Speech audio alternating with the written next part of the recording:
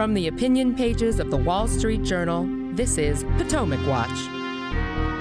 A pair of elections on Tuesday are more important than the usual spring off-year contest. Chicago elects a new mayor with a clear difference of governing philosophies at stake, and Wisconsin will elect a new swing justice to the state Supreme Court in a race with major implications, not just for that state, but perhaps for the next Congress. Plus, Russia takes Journal reporter Evan Grishkovich hostage. We'll tell you where that stands. Welcome. I'm Paul Gigot, here with my colleagues, Kim Strassel and Colin Levy. Welcome to you both. Let's start with the election in Chicago, which is a city that has been much in the news for its rising crime rate, its other problems of fiscal difficulties, school strikes, and whatnot. The incumbent mayor, Lori Lightfoot, was defeated in the primary several weeks ago. So we have a contest now between Paul Vallas, who is a former schools chancellor and is running against Brandon Johnson, who is commissioner of Cook County, one of several. He and the two of them have, I think it's safe to say, different philosophies. Colin, what are the major dividing lines here? Well, Paul, I think the major dividing lines in this race are primarily over crime and also over education. As you mentioned, Chicago has been in the middle of an unprecedented crime wave. I mean, Chicago's long had a reputation as being sort of a rough place. And for years living here, people would say, oh, you live in Chicago, it's such a dangerous city. And it really never resonated. It just didn't. It never really felt that way. But over the past 5 years, I think a lot of that has changed. And residents really do feel the crime here on a day-to-day basis. And so they're voting on that. If you look at the polls, about 50% of voters will say that crime is their number one issue. Education is a distant second. And taxes, which also are not terribly good here, comes in third. So all of those are the issues that people are talking about in this race. I think when you look at some of Brandon Johnson's comments on crime, it's concerning to people because he was part of this wave of progressive candidates and, progressive politicians in general who wanted to defund the police. He was quite comfortable with that. He's been quite comfortable aligning himself with socialist candidates. And on education, there's no question where his priorities lie. They don't seem to lie with the kids. They seem to lie with the teachers union, which has spent all of its money trying to get him into office. They're particularly interested in that, as you know, because they have a big contract renegotiation coming up in a couple of years. And if they can get him into City Hall, then it's basically a done deal for them to get everything they want. Union power has been growing in Illinois, and they'll be wanting to negotiate not just for salaries, potentially for other sort of economic benefits, which they're becoming increasingly interested in, housing allowances and things along those lines. So that's where Johnson has really been putting his mark down for them. Colin, is there any doubt in your mind that the Chicago Teachers Union, which Brandon Johnson was a former organizer for, was responsible for getting him into the runoff over a couple of the other candidates, including Mayor Lightfoot? Oh, no question at all. First of all, they make up just the vast majority of money that's been spent in his campaign. It's all union money. They've also brought in national unions, too, that are now trying to get him in there. But you also have to remember, Paul, that the teachers union has enormous manpower. They have enormous organizing ability. So I think the fact that he made it through that very thick runoff race was largely due to that. And I think you're going to see that play also tomorrow on Election Day. Unfortunately, by the way, they're predicting storms in Chicago tomorrow. Snowstorms or? It's just going to be a mess of weather, Chicago style, April Chicago style. So I think that turnout machine is probably going to be a fairly big deal, and their ability to get voters to the polls will be important. Right now, by the way, the race is neck and neck, and polls show Vallas does have a slight lead. So we'll see how it goes. Well, if crime is the big issue, then Vallas should have an edge. If it turns into a debate over race or some other issues, maybe Johnson does. But crime has been the dominant issue in Chicago, it seems, in this election. Let's listen to two clips, one from Vallas first and then Johnson, over recent comments by Brandon Johnson, trying to make this a contest between black and white. The only one who's formed any racial division is Brandon Johnson. And that comment is just the latest comment to do that. Race should not be a factor in this race, and it only serves to divide our city. I'm here to unite our city. I said, I read a book, Black Labor, White Wealth. Look, I know that there is a lot of interest in this city to see it divided. We're not dividing this city. We're bringing the city together. That was a comment by Brandon Johnson that he saw this contest as one between black labor and white wealth. Kim, it's, I think, not probably a message that is going to help him in the campaign, but it strikes me that wasn't accidental, that he probably wants to motivate black voters in the city. Yeah, that sounds very much to me like a candidate who is worried that he has a problem motivating what should be his traditional base. And you've seen him do this actually very much throughout the race because, as you noted, crime is a major issue. Also, I think Brandon Johnson is in a little bit of a tricky position too. He is getting all of this union money, but teachers and the teachers' unions aren't necessarily overwhelmingly popular right now in the city of Chicago as well, because remember there was the enormous standoff between former Mayor Lori Lightfoot and the unions about when, if ever, they were going to go back into the classroom during the COVID situation. Chicago kids were out of classrooms for an excessively long time. This really upset a lot of parents. And so Johnson has this problem. Crime is very much dominating the theme. The people who are his main backers aren't necessarily the most popular folks in the city at the moment. So yeah, I think he's very much trying to turn this into a race issue.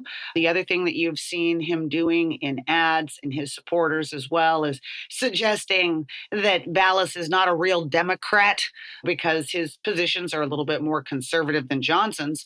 Obviously, Vallas is a Democrat lifelong, but this is all playing into the same kind of themes, the suggestion that he's a Trojan horse somehow and that he is on the wrong side of the race issue to try to anger people and drive turnout that way. Colin, the implications here are, of course, the most important for Chicago and Illinois, but they might have some national implications. And I say that because when Lori Lightfoot was defeated in the primary, largely on the issue of poor performance and crime, it did seem to have influence with the White House, in particular, the decision by the president to sign a bill, resolution passed by the Congress, both the Senate and the House, to overrule a crime bill in the District of Columbia that the city council had passed. The city council had overridden a veto by Mayor Muriel Bowser, and it reduced mandatory minimum sentences for all kinds of crimes, such as carjackings at the time when carjackings are soaring in the city of Washington. Biden agreed to sign that, and I think one of the reasons was the vote in that primary. Yeah, I think that's right, Paul. And I think Democrats across the country are going to be watching very carefully to see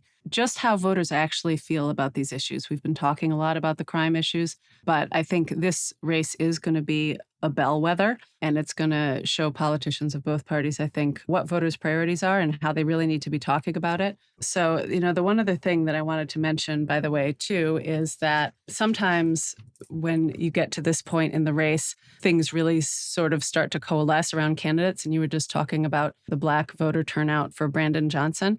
I think that one of the more interesting things I saw in recent days is the way the early voting is coming in. And that is right now not the strongest coming out of the wards that he is expected to win. And obviously, that's very early numbers. It's not determining of anything, except it does sort of show just general energy and enthusiasm. So that's something I think that people in the city are also going to be looking at. On the crime issue, Vallas is talking about adding something like 700 police officers from a force that has had real morale problems. And Brandon Johnson's view of crime seems to be programs, not police. That is, spend more on social programs, early youth interventions, that sort of thing, in order to prevent young people from going into a life of crime. And that way, it's kind of a classic breakdown between people who say, actually, way to defeat crime is to get criminals off the street and punish them, whereas Johnson says we need this kind of social amelioration. I mean, I think Paul Vallas has said that public safety is a human right, and I think that does really resonate as well in the communities. These are especially, unfortunately, Black communities on the south side of Chicago where crime is a perennial issue, where things have gotten even worse. And so I think the ability to address that in a strong way, these two things don't have to conflict with each other. You can say crime needs to be addressed at its root causes, and you can also say that we need a strong police presence. I don't think that needs to be an either-or proposition, and I don't think that Vallas has made it one either. All right, we're going to see. That's going to be fascinating what happens on Tuesday. Let's turn to the Wisconsin Supreme Court race. They haven't elected the Supreme Court races in Wisconsin, and this is one between the Republican Dan Kelly and the Democrat Janet Protasiewicz, and the money pouring in nationally on this has been extraordinary. And this is significant because the conservative appointees, that is Republican appointees or elected justices, now have a 4-3 a majority. And if Judge Protasiewicz wins, that would flip, and it would be 4-3 with the Democratic appointees.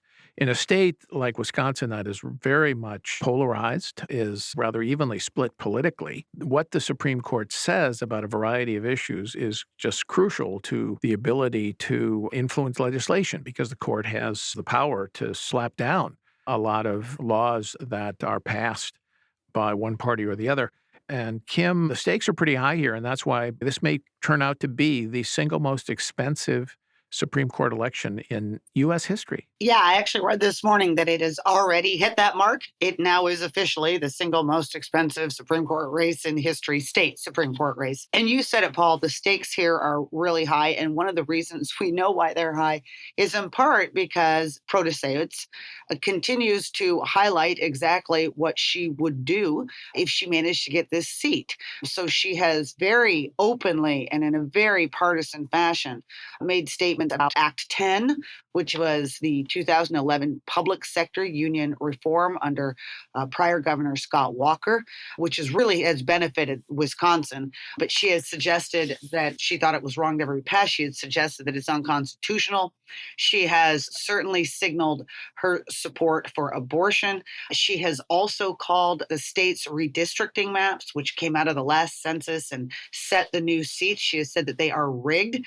Now, that is really notable because the Supreme Court had already signed off on those maps, but she was clearly in all of these statements sending out invitations to liberal groups saying, if I am elected, you ought to file litigation again and we will have another look and maybe we will strike down those maps. And that's why this race matters too, Paul, because it isn't just about Wisconsin laws.